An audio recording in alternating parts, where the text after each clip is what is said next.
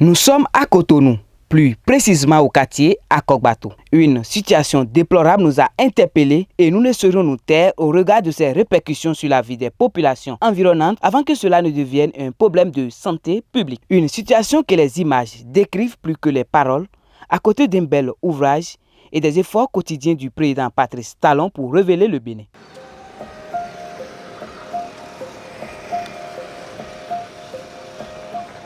Alors que les riverains croyaient vivre en bon Cotonois après le passage du préfet d'alors, Modeste Toboula, qui est venu mettre de l'ordre dans le désordre en décapissant tout ce qui s'était installé sur le passage de l'eau, cela n'a été que de courte durée. Chasser le naturel, il revient au galop. Voilà une murette réalisée pour empêcher l'eau de circuler afin de s'installer sur son lit. Et le résultat qu'on voit. Toboula est parti. Le désordre peut donc reprendre, quitte à renouer avec les mauvaises habitudes et à piétiner allègrement le droit des autres, parce qu'on se croit dans une république sans droit. Oui, à ce niveau de Cotonou, ce n'est pas une partie du pays que gère le président Patrice Talon.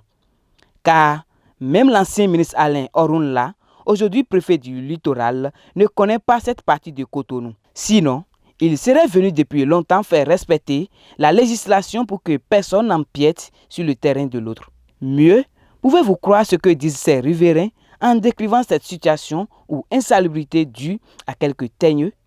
Les gens sont venus s'installer sur le passage de l'eau, ce qui empêche l'eau de circuler librement et qui crée des désagréments aux riverains. Le préfet d'alors était de passage. Il a fait déguerpir tous ceux qui sont tous ceux qui se sont installés dans le lit de l'eau.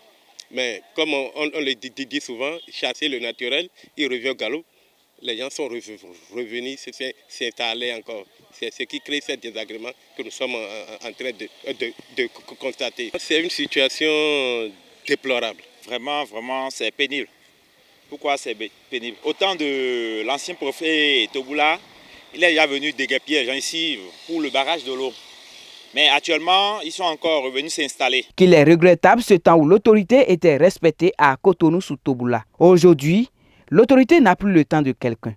Le préfet Alain Orunla a d'autres chiens à fouetter ou on ne le voit même pas. De toute façon, on verra si bien les cris des populations seront entendus par Alain Orunla et le ministre en charge du cadre de vie, José Didier Tonato, ou au niveau supérieur.